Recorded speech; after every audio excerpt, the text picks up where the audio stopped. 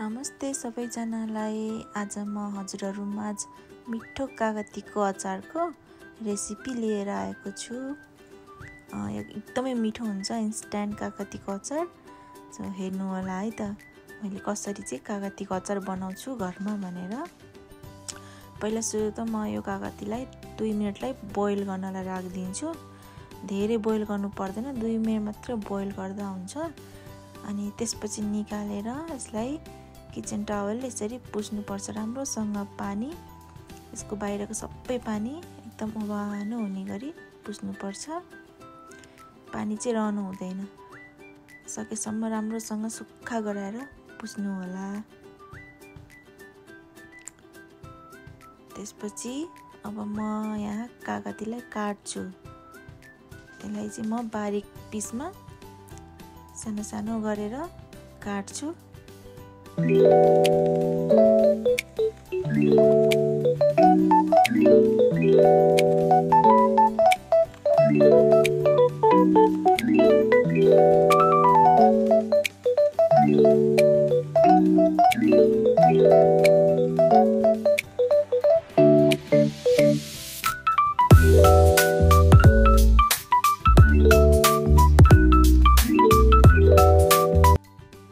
मैले कागती काटेर रेडी गरिसकेको छु।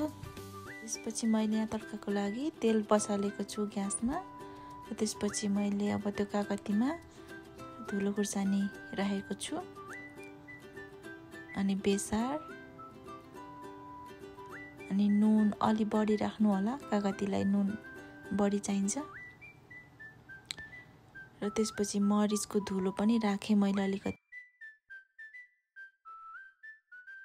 त्यसपछि मैले यो जिरा, धनिया, ज्वानो अनि सौँफको पहिल्यै भुटेर धुलो बनाएर राखेको छु। त्यसको पाउडरलाई राखेँ मैले। त्यो राखेपछि अब हाम्रो तेल पनि तातिसकेको छ र तेलमा अब म मेथी पुराउन लागेको छु। मेथीलाई चाहिँ राम्रोसँग कालो हुने गरी भुट्नु होला। यो अब मैले अब तड्का लगाएँ। थोरै थोरै गरेर म यसमा हाल्दैछु र यसलाई मजाले अब चलाएर मिक्स गरिदिनु होला। मजाले चलाएर सबै मसलाहरू सबै राम्रोसँग लाग्ने गरी। र अब म यसलाई 5-6 घन्टाको लागि चाहिँ यत्तिकै ढाकेर राखिदिन्छु। अनि 5-6 घन्टा पछि चाहिँ तपाईँको कागतीको अचार रेडी भयो। यो अहिले नै खान पनि मिल्छ।